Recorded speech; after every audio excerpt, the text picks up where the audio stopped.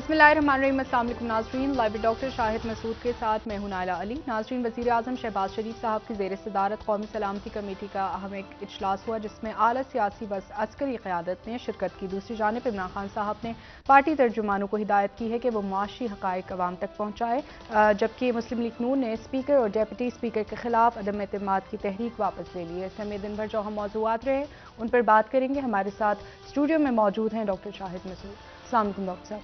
वालेकुम जी, आपको सर, खान साहब ने आज अपने गुफ्तगू में कहा कि 2021 में उनकी हुकूमत के खिलाफ साजिश हुई और वो साजिश अब भी जारी है, जबकि उन्होंने ये भी कहा कि मईशत में इस्तेहकाम सिर्फ शफाफ इंतखाबात की सूरत में ही मुमकिन है। मैं इन बयानात पर आपकी राय जानना चाहूँगी। देखिए, इमरान खान साहब यकीनन उनके पास कोई ऐसी मालूमात पहुंची होंगी जिसकी बुनियाद पे वो ये बात कर रहे हैं कि 2021 में उनके खिलाफ कोई साजिश शुरू हुई और हमारी मालूमात कुछ दूसरी हैं। जी, क्लिप प्ले कर दें, जरा वो एग्जैक्ट डेट देख लें कब ठीक है सर, वो जरा क्लिप क्लिप प्ले कर देना। कीजिएगा। जी सर। शहबाज शरीफ साहब पे नजर रखें, 2019 19 से जून 2019। और शहबाज शरीफ साहब की जो बातचीत है इस्टेब्लिशमेंट से, वो बातचीत उनकी इलेक्शन से पहले चल रही थी, ये खान साहब जानते हैं। सर बिल्कुल। और अगर जो पहला ऑप्शन था वो शहबाज शरीफ साहब थे ठीक। वजारत उज़्मा पे, लेकिन नवाज शरीफ नहीं माने उस पर। नवाज शरीफ साहब से ये बात हुई कि जी आप शहबाज शरीफ साहब को आप कहें कि वो मतलब उन पे तैयार हैं कि वो वज़ीर आज़म बन जाए मुल्क के। नवाज शरीफ साहब इस पर नहीं माने, इसलिए शहबाज शरीफ साहब वो काबीना वगैरह भी अपनी इलेक्शंस के से पहले और इलेक्शन से पहले और हुकूमत साजी के दौरान। लेकिन शहबाज शरीफ साहब जो हैं उनको नवाज शरीफ साहब ने कहा कि नहीं, आप नहीं बनेंगे। और ये बात इमरान खान साहब जानते हैं कि इमरान खान साहब सेकंड चॉइस थे। लेकिन आप कमाल देखें कि फिर ये हुआ कि इमरान खान साहब, क्योंकि नवाज शरीफ साहब नहीं माने, तो शहबाज शरीफ साहब फिर जाहिर है कि वज़ीर आज़म नहीं बने। और लेकिन फिर आखिर शहबाज शरीफ साहब को वज़ीर आज़म बना के ही छोड़ा नवाज शरीफ साहब की रजामंदी से। चाहे नवाज शरीफ साहब की रजामंदी हो या उसमें जरदारी साहब की रजामंदी, बना के ही छोड़ा गया। सर बिल्कुल ऐसे। तो ये बात चूंकि खान साहब जानते हैं, तो खान साहब जो हैं वो अब जाहिर है ये बात कहना तो बड़ी अजीब सी बात है ना कि मतलब, और खान साहब जब आए वज़ीर आज़म बन के, तो जो इनके इत्तेहादी हैं उनका फ़ौरन एक इजलास हो गया। यानी मेरा ख्याल है कि अभी वज़ीर आज़म इमरान खान बने हैं तो बनने के कोई 15 दिन के बाद यहाँ पे एक इजलास हो गया। उस इजलास वो चौधरी शुजात साहब के घर पे हुआ। वहाँ MQM की क़यादत भी थी, वहाँ पे जो हैं वो बाकी लोग भी थे, मुस्लिम लीग काफ सारी ही उस वक्त एक थी। तो सारे इत्तेहादी जमा हुए और उन्होंने ये बात पहुँचाई इस्टेब्लिशमेंट से तक कि हमारा तो खान साहब के साथ मामला नहीं चल रहा। इस्टेब्लिशमेंट की तरफ से कहा गया कि आप इमरान खान साहब नहीं, अभी तो ये चलाना पड़ेगा आपको काम। जी। तो बात यह है कि ये जो था ये तो और फिर जब दोबारा इमरान खान साहब के थोड़े से मतलब ये हुआ कि शुरू में वो वजारत ख़जाना के हवाले से और बाकी मामलात ऊपर नीचे होने शुरू हुए, इत्तेहादी मुख्तलिफ बेचैन थे पहले ही। तो मैं इस प्रोग्राम में अक्सर कहता था कि खालिद भाई कहाँ हैं, और इस तरह करके मैं जिक्र करता था उसमें कि MQM तो वो खुद निकलना चाह रहे थे बहुत से लोग। तो उसमें फिर ये हुआ कि जब बातचीत शुरू हुई तो उनके साथ जब जेल में बातचीत शुरू हुई तो उसके बाद हमारे पास इतला थी यहाँ पर। मैंने तो इसमें खुल के कहा कि शहबाज शरीफ साहब पे नज़र रखें, शहबाज शरीफ साहब, बातचीत चल रही थी।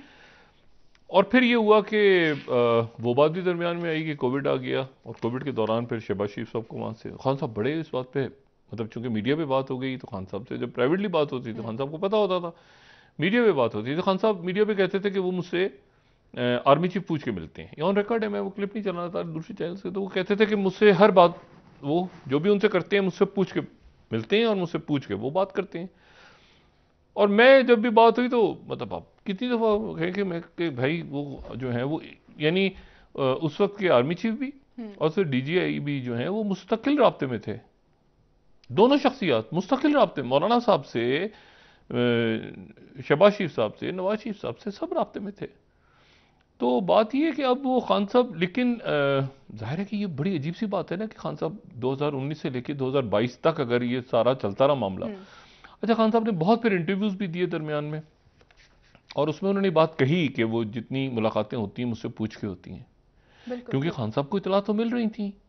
लेकिन खान साहब और फिर उसके बाद ये हुआ कि वो यानी अब कुछ तो नैब के केसेस थे, तो नैब को जैसे खान साहब ये कहते हैं कि नैब मेरे काबू में नहीं थी, लेकिन फिर शहजाद अकबर साहब, तो इसमें ये जो पूरा सिस्टम है ना, ये सिस्टम ही कुछ अजीबो गरीब सा, उस वक्त भी अजीबो गरीब सा था और आज भी।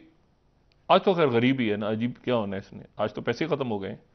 उस हम कह सकते थे अजीबो गरीब, तो अभी तो गरीब ही गरीबो गरीब रह गए।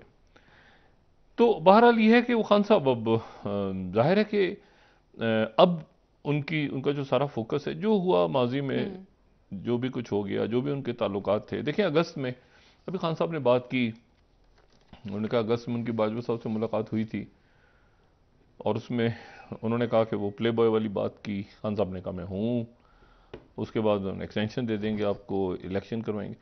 अब मुझे तो ये हैरत है, अब तो देखें, मतलब अगस्त में सैलाब था पाकिस्तान में, तो ये क्या बातें हो रही थी।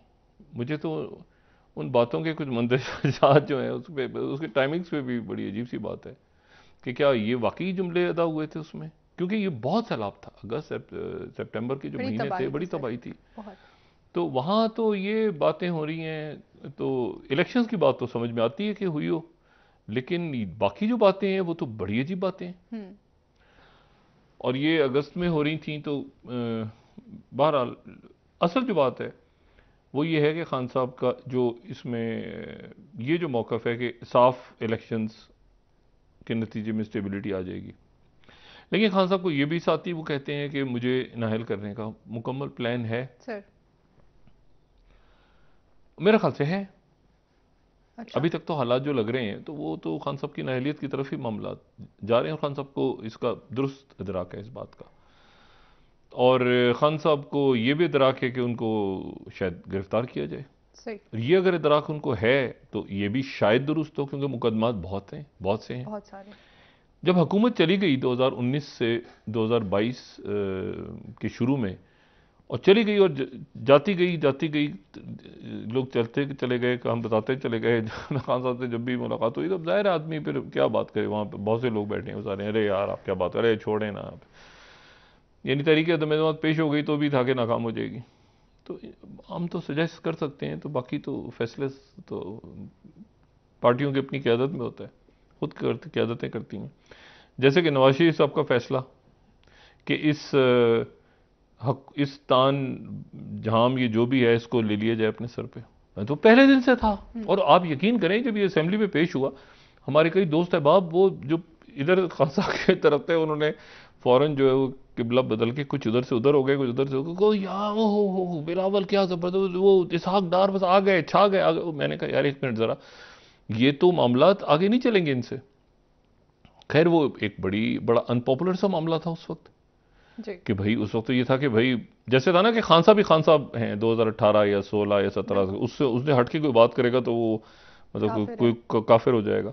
इसी तरह से जब ये तहरीक पेश हो गई, कामयाब हो गई, तो उसके बाद ये था कि जो खान साहब की बात करेगा वो उधर चला गया। हक व बातिल तो ऐसे तब्दील होता है ना। हाँ, तो उस वक्त ये मैंने बात की, मैंने ये नहीं चलेगा, ये इसका अरेंजमेंट ही कुछ पार्लियामेंट का अजीब सा है, क्योंकि वो तो रिजाइन कर रहे हैं, वो आते हैं नहीं आते, कबूल होता है नहीं कबूल होता, उसको छोड़ दें, कानून साजी कैसे होगी इसमें।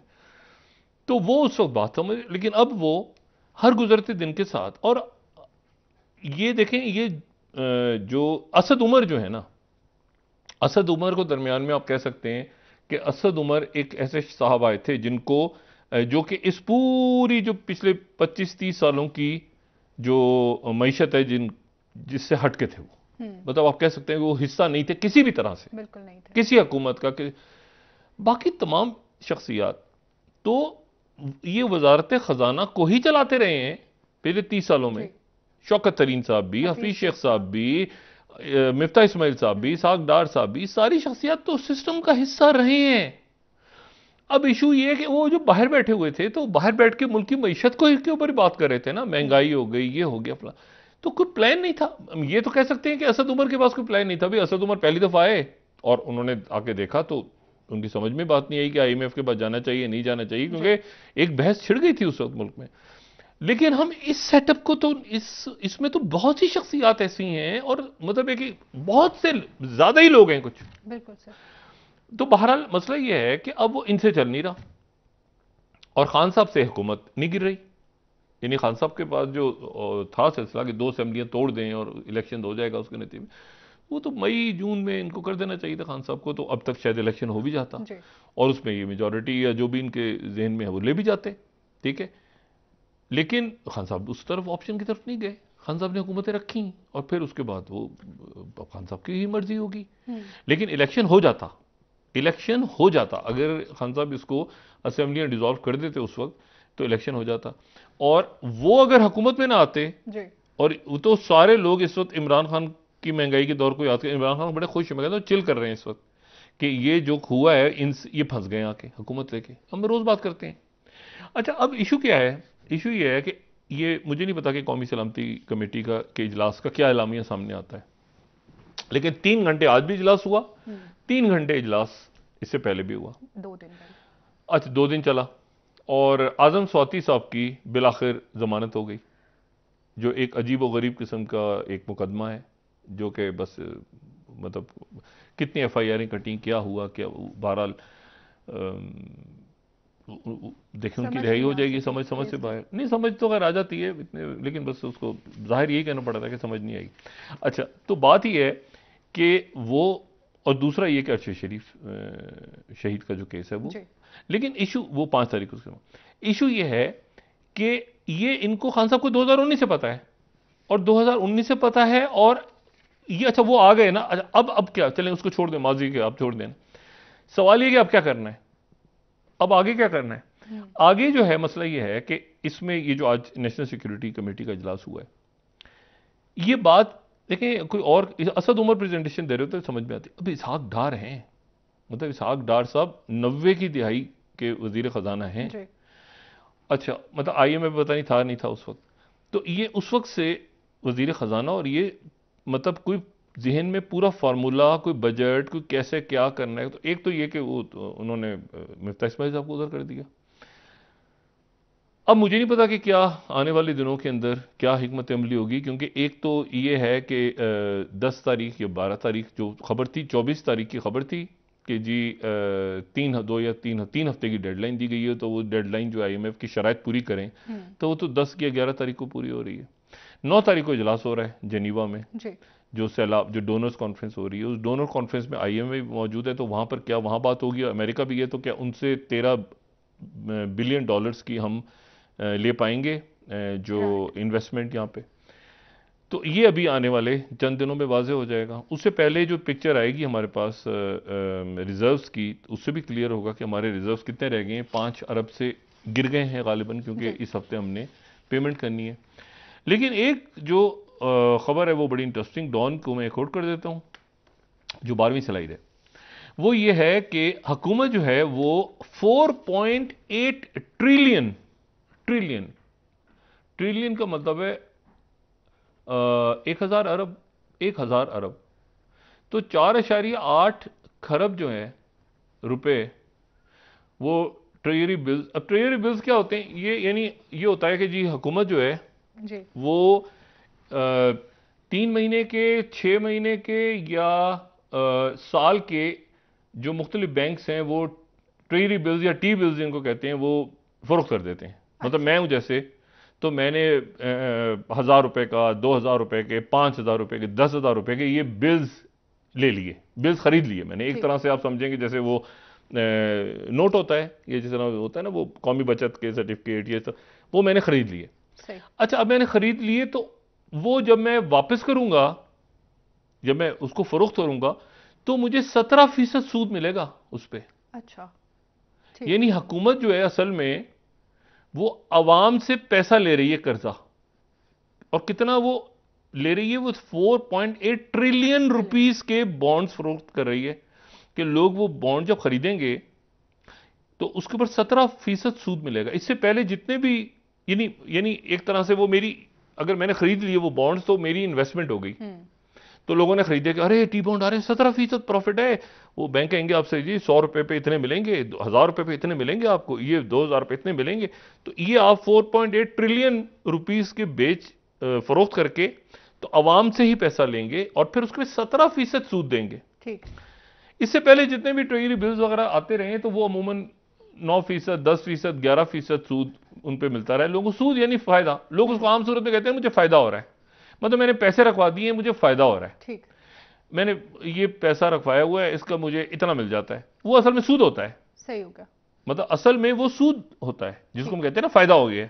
फायदा तो नहीं होता ना, सूद होता है, वो सूद है ना वो। तो बात ये सारी कि वो सूद मिलेगा 17%। अब इस तरह से पैसे हुकूमत रेज कर रही है और इसका मतलब ये है कि एक एहसास तो है कि यानी एक मईशत ऐसी हो गई है कि हमें लोगों से ही अपने मुल्क के अंदर ही पैसे बोरो करने लेकिन क्या उसके नतीजे में ये इसको फिक्स करने की कोशिश करें ना इश्यूज को, क्या कि ये कोई पॉलिसी है या कोई प्लान है या लॉन्ग टर्म स्ट्रेटेजी है। शॉर्ट टर्म में तो ये ठीक है, ये रूटीन में आप टी बिल्स को इस तरह से हुकूमत करती रही है, माजी में भी करती रही है। लेकिन लॉन्ग टर्म में क्या सोल्यूशन है इसका, क्योंकि इससे कोई आईएमएफ का ताल्लुक नहीं है। मतलब आईएमएफ की तो शराइत अलग है जी। आपके पास पैसा तो आ गया, उससे खर्चा हो गया, ठीक है, बहुत सारे लोग जाएंगे इधर उधर दौरे करेंगे। कोई अब देखे ना, अब क्या है, पूरा जहाज गया, स्पेशल जहाज गया कराची में जनाब। एमक्यूएम और पीपल्स पार्टी के दरमियान बलदियाती इलेक्शन के अंदर कोई मामला ना हो जाए, एक पूरा जहाज यहां से गया है वुज़रा का जो कराची में तहफ़्फ़ुज़ात हैं डॉक्टर साहब इस वक्त हुकूमत को लेके। कौन से एमक्यूएम को तो आउटसोर्स कर दिया था जरदारी साहब को। उन्होंने कहा जरदारी साहब बात करेंगे एमक्यूएम के साथ। वजीर आजम का ये बयान ऑन रिकॉर्ड है।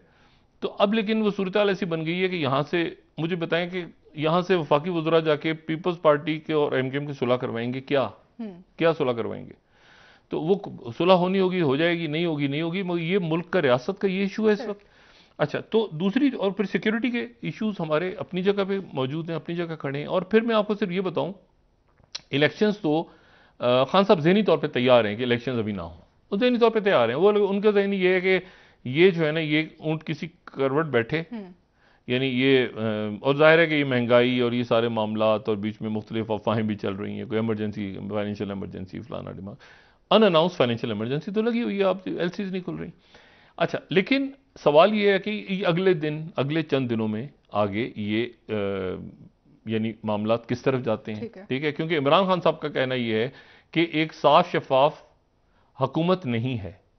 अच्छा, मेरा ख्याल है साफ शफाफ नहीं, हुकूमत नहीं, अरेंजमेंट है। ये एक अरेंजमेंट जो कि स्टॉप गैप होता है ना, कि ये अरेंजमेंट आ गया तो इसको रखा हुआ है इस वक्त कि ये चलेगा। वो चलते चलते वो पता नहीं नवाज शरीफ साहब को किसने कहा कि इसको कंटिन्यू करें। उस वक्त नवाज शरीफ साहब के जहन में ये था गालिबन, हमारी इतलात के मुताबिक, नवाज शरीफ साहब ने कहा इलेक्शन में चले जाओ, लेकिन फिर हुआ कि वो नहीं चलेगा। चलते चलते चलते चलते अभी जनवरी आ गया तो 4 महीने तो वैसे ही 4-5 महीने रह गए इलेक्शंस में। और ये वो महीने जहां पर ना सिर्फ पाकिस्तान में बल्कि दुनिया भर में महंगाई के तूफान आने वाले हैं, कुछ भी कर लें। और जो मजीद बड़ा बहरान एक आ रहा है, जो कि अल्लाह ना करे कि वो एक हतमी शक्ल इख्तियार करे, लेकिन मेरा ख्याल है कि उसके इम्कानात बहुत ज़्यादा हैं, वो गंदम का बहरान पैदा हो रहा है।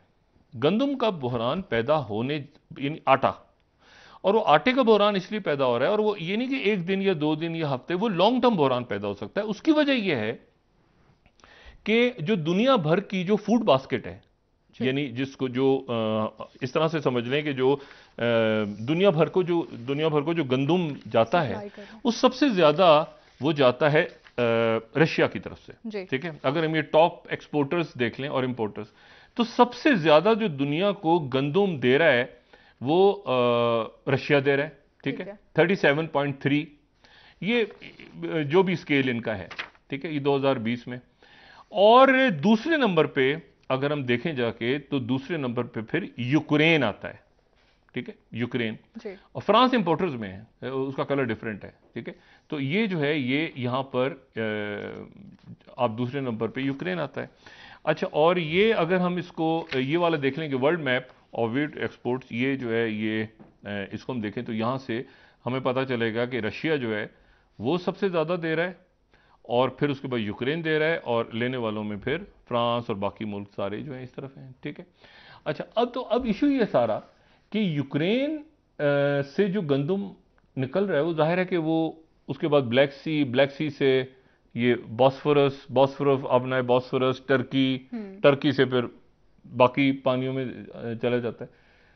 ये जो लड़ाई छिड़ गई है विंटर की, जो मैंने कल भी बात की, तो पहले बहुत हम इसकी हिस्ट्री में डिस्कस कर चुके हैं कि रूस को सर्दियों का मौसम सूट करता है सर, बिल्कुल।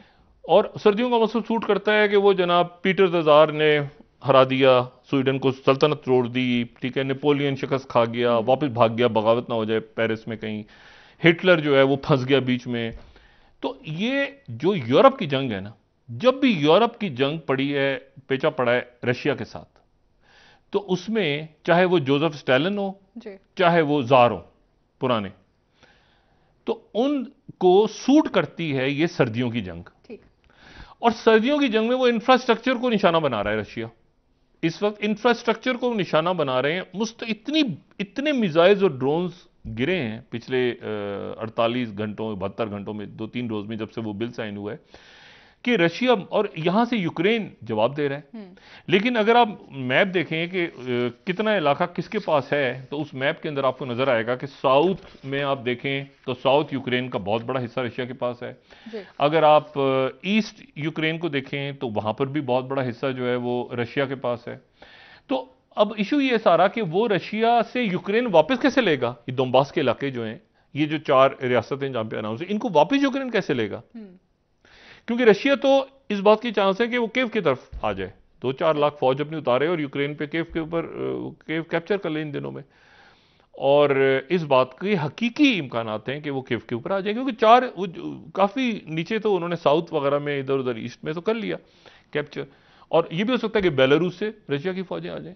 तो ये अब आने वाले दिनों में जब ये लड़ाई अपने अरूज पे जाएगी, तो इस दौरान रशिया ये गंदम रुक सकती है। ऑलरेडी वहां पर बॉस्फोरस में इस्तांबुल की लाइन ने लगी हुई हैं, पूरी तवील कतारें हैं जो कि बहरी जहाजों की गंदम, और उसका जो असर पड़ेगा वो पड़ेगा सबसे ज्यादा मिडल ईस्ट पे, लेबनान पे, इजिप्ट पे, इन मुल्कों पे, सब पे पड़ेगा। और अगर आप ये अरब न्यूज का देखें कि द वर्ल्ड्स ब्रेड बास्केट, ठीक है, 2021 की, तो इसमें आपको जो मुल्क नजर आते हैं, एरिटेरिया, मंगोलिया, ऊपर से चलते चलते ये मुल्क सारे डिपेंडेंट, इसमें लेबनान भी आता है, इसमें तंजानिया, फिर इसमें लीबिया के बाद पाकिस्तान भी आ रहा है। ये जो टॉप ममालिक हैं इस फहरिस्त में, अगर आप इसको ऊपर थोड़ा सा करके स्लाइड को देखें तो नीचे आपको पाकिस्तान लिखा नजर आ रहा है, ठीक है, ये पाकिस्तान आपको नजर आएगा। ये कॉन्गो से, इसको थोड़ा सा स्लाइड ऊपर अगर हम करें, ऊपर स्लाइड थोड़ी सी हम ऊपर करें तो हमें इसमें फिर पाकिस्तान नजर आता है, यानी जी वो मुल्क जहां पर यूक्रेन से गंदम आ रही है, ठीक है, ये उन मुल्कों की लिस्ट है। तो लेबनान में तो ऑलरेडी क्राइसिस है, इजिप्ट में पहली क्राइसिस है, बाकी ममालिक जो है ज्यादातर आपको नजर आएंगे जो अफ्रीका के हैं, टर्की जाहिर है पड़ोसी है उनका, किर्गिस्तान वगैरह, सेंट्रल एशिया, फिनलैंड ऊपर। लेकिन उसके बाद फिर जो है वो आपको नजर आता है पाकिस्तान का जो गंदम है वो यूक्रेन से आ रहा है। तो हमने अभी इस पूरी सिचुएशन में ये देखना है कि क्या पाकिस्तान में ये हैं आपके वो इश्यूज जो रियासत के इश्यूज हैं, उनका हल नहीं है इस हुकूमत के पास। अब हुकूमत ये कैसे संभालती है, देखें ना, ये वो चीजें अच्छा हाथ में भी नहीं है ना, एकदम से यूक्रेन की जंग छिड़ गई और वो फर्ज करने उन्होंने ब्लॉक कर दिया इसको, ब्लैक सी में झगड़ा पड़ गया, पेचा पड़ गया, जहाज रुक गए। ये वो इवेंट्स हैं जिसमें आपने पहले से ऑर्डर्स देके पहले से जखीरा करना है, एक पॉलिसी बनानी है कि भाई डिस्टेबलाइज। आप पता चला दूसरे मुल्क से गंदम थोड़ी मांग रहे हैं कि उन्होंने भी गंदम खरीद के रखी हुई है अपने पास अपने लोगों के लिए, आप कह रहे हैं हमें गंदम दे दो। कुछ इश्यूज ऐसे हैं जो फौरी तौर पे रीजन के, इलाके के, खित्ते के हालात को देख के आपने तय करने हैं फौरन, फौरी तौर पर। और उसमें ये इशू नहीं है कि 15 तारीख को कराची का बलदियाती इंतखाबात में कौन जीतेगा, किसकी सीटें होंगी, हल्का बंदियां, ये इशू ही नहीं है। इस तरह सिक्योरिटी इश्यूज हैं जो कि आपके अफगानिस्तान इश्यूज, आपकी इकोनॉमी है, और इकोनॉमी जो है वो पूरी दुनिया की इकोनॉमी स्लो हो रही है। यानी आईएमएफ की जो सरबराह है, आईएमएफ की सरबराह में उन्होंने स्टेटमेंट दी है कि जी पूरा मुल्क, जो ब्लूमबर्ग है, 9 स्लाइड है, वो कह रही है कि टफ ईयर है, टफ ईयर, जो 9 स्लाइड है, आईएमएफ की चीफ कह रही है पूरी दुनिया के लिए टफ ईयर है। अब मुझे बताएं, अगर ये पूरी दुनिया के लिए टफ ईयर है, वर्ल्ड इकोनॉमी के लिए, पूरी दुनिया, तो इसका मतलब ये है कि वो पाकिस्तान के लिए भी टफ है, सबके ये इश्यूज हैं आपके इस वक्त। कि यहां पर आपका सोशल अनरेस्ट ना फैल जाए, क्योंकि आप की तवज्जो एक तरफ है, दूसरी तरफ सिक्योरिटी का इशू खड़ा हो जाए, तीसरी तरफ वो गुर्बत बढ़ रही है, चौथी तरफ वो जो है वो स्टैगफ्लेशन, यानी बहुत ज्यादा महंगाई और बहुत ज्यादा, इसको आउट ऑफ द बॉक्स अभी हल करें, सॉल्यूशन हल करें। ये लोगों का इस वक्त जो है, मैंने आपसे कहा ना कि लोग इस वक्त ये इस बातों, हो सकता है इंटरेस्टेड हो लोग बहुत ज्यादा, कौन से हल्के की क्या हल्का बंदियां हुई हैं, इन इश्यूज को थोड़ा सा पीछे करके जो प्रायोरिटी इश्यूज है ना, प्रायोरिटी, सबसे प्रायोरिटी इशू आपका इकोनॉमी और सिक्योरिटी है। ठीक है डॉक्टर साहब, आपसे ब्रेक से वापस आके जानेंगे कि इस वक्त सियासी, हमारी जो सियासी लीडर्स हैं उनके पास बस इन तमाम मसाइल का हल क्या है। ब्रेक ले लेते हैं, वापस आएंगे, मजीद बात करेंगे। नाज़रीन हमारे साथ रहिए।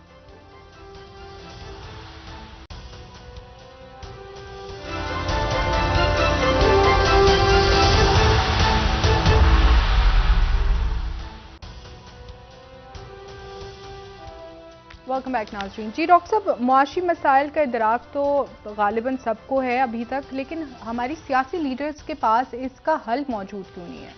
देखिए, हल तो कोई ना कोई निकालना है ना बैठ के सर। अब वो कैसे निकलेगा हल, तो हर हर प्रॉब्लम का सोल्यूशन तो होता है ज़रूर। ऐसा तो नहीं कि कोई भी प्रॉब्लम्स ऐसी हों जिनके सॉल्यूशंस ना हो, ये कि बस उसको लेकिन टाइम कम है, वक्त की चूंकि कमी है, और मैंने आपसे पहले कहा ना 800 अरब का बोझ तो लोग नहीं बर्दाश्त कर सकते। बिल्कुल। ये जो हम टी बिल्स वगैरह दे रहे हैं, ये पैसा आईएमएफ की कंडीशंस के साथ नहीं है। वो कह रहे हैं अच्छा आपको अपना रोजमर्रा खर्चा चलाने के लिए ये, अच्छा आपने एयरपोर्ट दे दिए आउटसोर्स, ये अजीब सी बात है, एयरपोर्ट आउटसोर्स कर दिए हमने। यानी ये तो मैंने सुना था कि कोई वहां पे ड्यूटी फ्री शॉप आप दे दें किसी को, आप किसी, पूरा कंप्लीट एयरपोर्ट, ये तो सिक्योरिटी का भी इशू है ना। यानी मुझे नहीं पता पूरा एयरपोर्ट अगर किसी प्राइवेट कंपनी को आपने किसी जानने वाले को दे दिया, किसी को दे दिया, तो वो पूरा एयरपोर्ट उसके अंदर पूरा जो अरेंजमेंट, कार को भी दे दिया, उसका अपने ड्यूटी फ्री शॉप्स भी दे दी, उसकी में लोग भी घूम रहे हैं उस कंपनी के, मतलब कैसे उसकी, ये पता नहीं, मुझे नहीं पता कि कैसे, या तो हो ना कोई इंटरनेशनल कोई ऐसा अदारा हो जो एयरपोर्ट्स को रन करता हो, तो आपने किसको दिया है, कैसे दिया है, क्या अलग अलग कंपनियों को दिया है या किसी एक कंपनी को दे दी, कैसे, इसकी कोई डिटेल्स भी सामने नहीं है। फैसला किया है क्या, इंप्लीमेंटेशन उसकी कैसे होती है। और दूसरी जो बात है, देखें 345 मिलियन लोग वर्ल्ड वाइड फूड इनसिक्योरिटी का शिकार हुए हैं इस वक्त, ये राइटर्स की खबर है। अब उस 345 में एक्यूट जो है ना ये फूड इनसिक्योरिटी के, क्योंकि किसी वक्त यूक्रेन की जंग खराब हो गई तो उसके नतीजे में एक तो महंगाई, और फिर उसके बाद ये गंदम का शॉर्टेज और बहुत सारे इश्यूज, बहुत सारे, मतलब उसमें आप ये देखें कि हमारे दो बरादर मुल्क हैं। मैं मिसाल आपको बताऊं कि अनफोर्सीन इवेंट्स आ रहे हैं सामने बहुत सारे, हमारे दो इंतहाई करीबी दोस्त मुल्क हैं हमारे, चाइना और तुर्की। तुर्की हमारा बरादर मुल्क इंतहाई करीब, और चाइना हमारा, लेकिन मसला क्या है कि तुर्की और चाइना के ताल्लुकात तारीखी तौर पर खराब है। अच्छा, बड़ी कोशिश की गई है हालिया कुछ अरसे में, चंद सालों में बड़ी बेहतरी भी आई है, और बेल्ट एंड रोड इनिशिएटिव का हिस्सा भी टर्की बन गया, लेकिन तारीखी तौर पे कुछ इश्यूज ऐसे हैं जिनकी वजह से तुर्की और चाइना जो हैं वो, उनके दरमियान एक फासला है। मैंने कहा तारीख पीछा करती रहती है, वो बाज इश्यूज ऐसे होते हैं, पीछा करती रहती है।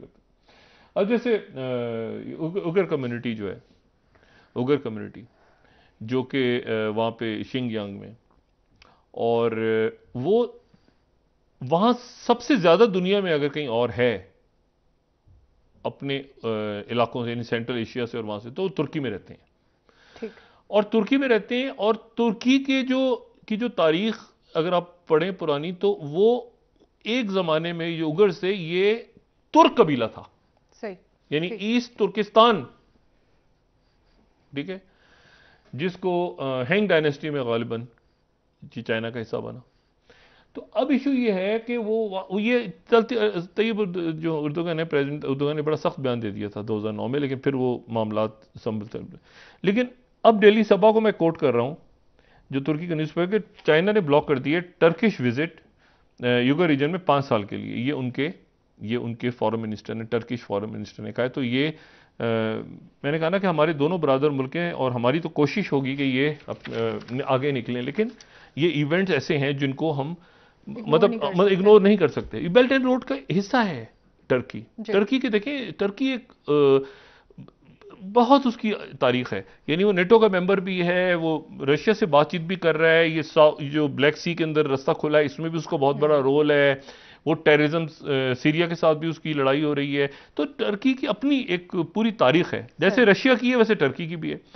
अच्छा, इसी दौरान एक जो है वो एक और बड़ी इंटरेस्टिंग चीज हुई है। ये देखिए सारे इवेंट्स ऐसे हैं कि मुझे कभी कभी ऐसा लगता है कि हम इनसे डिस्कनेक्टेड हैं, मतलब मैं, और ये हम नहीं है, ये और भी मुल्क हैं बहुत सारे।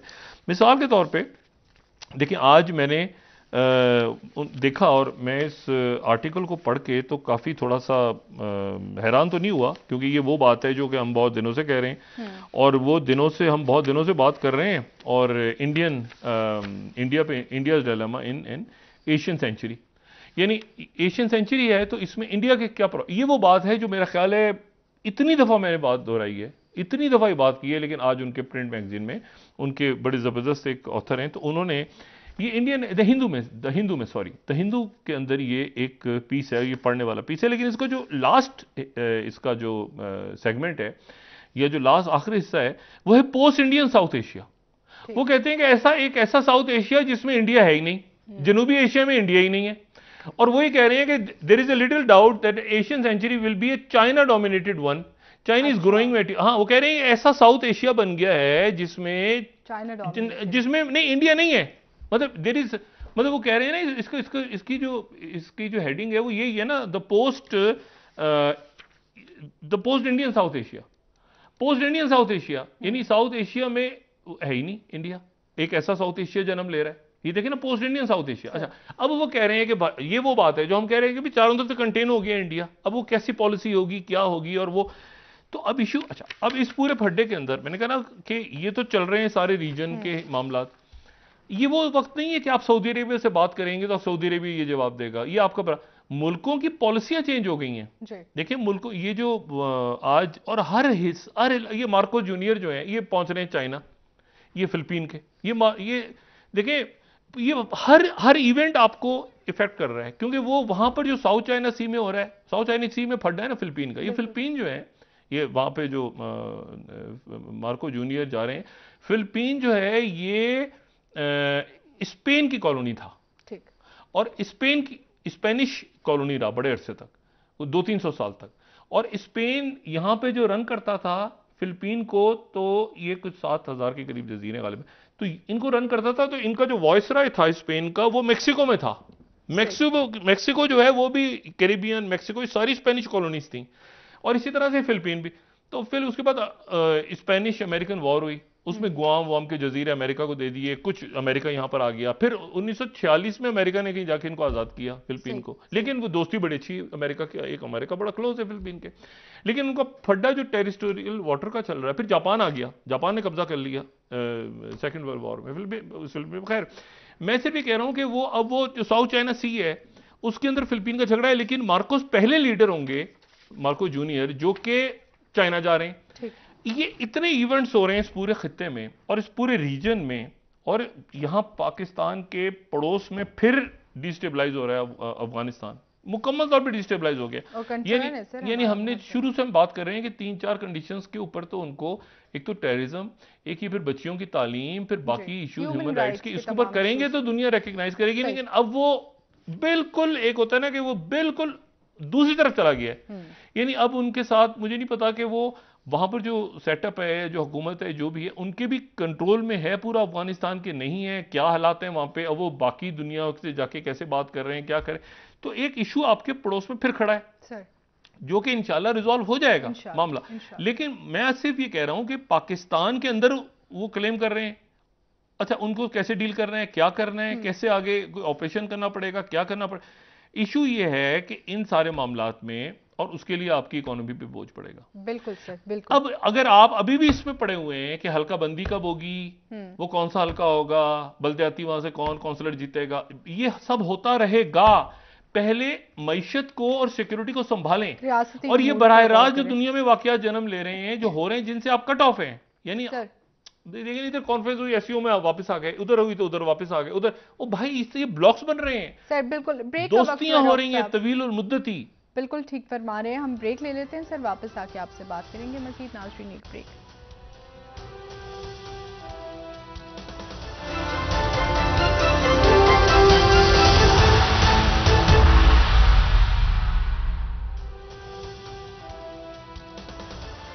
वेलकम बैक नाजरीन। जी डॉक्टर साहब, वज़ीर आला पंजाब के बाद अब स्पीकर और डेप्यूटी स्पीकर के खिलाफ भी तहरीक अदम एतमाद जो है वो वापस ले ली है नून लीग ने, और नवाज शरीफ साहब ने हिदायत की है अपनी पार्टी को कि इंतखाबात की तैयारी करें। क्या मामला इंतखाबात की तरफ जा रहे हैं? ये बात मैंने पहले भी की थी कि जरदारी ये नवाज शरीफ साहब का फार्मूला नहीं था, ये अरेंजमेंट, ठीक है, ये फार्मूला जरदारी साहब का था।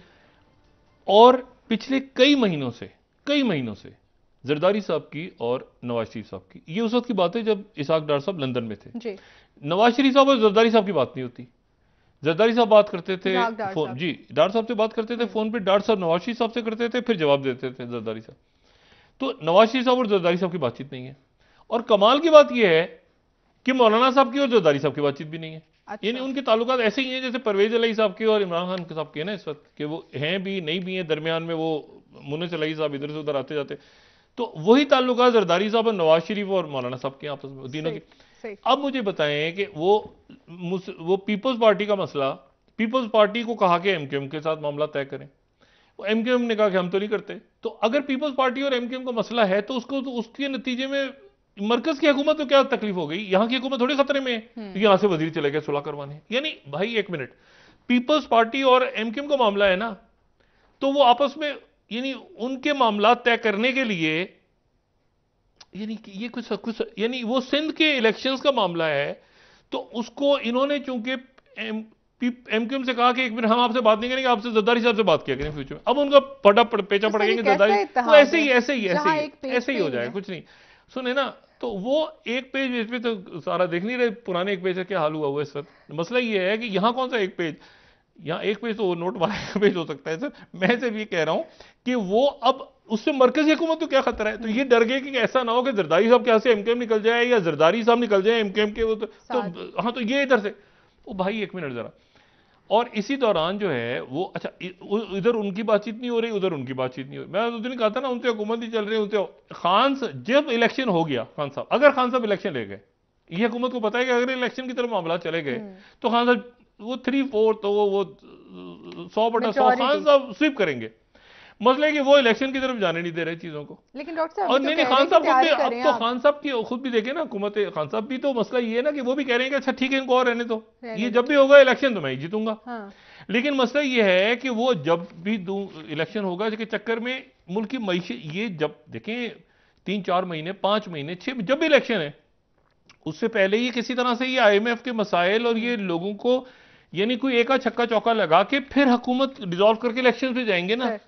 पर आखिर में जाते जाते ये हो रहा होगा कि हल्का बंदियां नहीं हुई तो बल्दियाती इलेक्शन पोस्टपोन हो गया, तो कैसे होगा, तो कब होगा, तो ये तो इश्यूज बहुत बात के, उससे पहले ही सर पे आपके इशू खड़ा हुआ है मईशत का। क्या कहते हैं अगले हफ्ते क्या करना है आपने? अगले हफ्ते की कोई खुदा ना खास्ता 1-2 वाकयात ना हो जाए कहीं ये दहशतगर्दी के, तो ये इश्यूज हैं हमारे। बिल्कुल ठीक कह रहे हैं सर, बहुत शुक्रिया डॉक्टर साहब। प्रोग्राम का वक्त खत्म हो रहा है नाजरीन, कल इंशाल्लाह दोबारा आपसे मुलाकात होगी। मुझे नाला अली को इजाजत दीजिए, अल्लाह हाफ़िज़। सिस्टम चलता नजर आ रहा है। बिल्कुल। अपने दोस्तों, रिश्तेदारों, गुर्दो नवाह के लोगों का सब ख्याल रखिएगा। अल्लाह।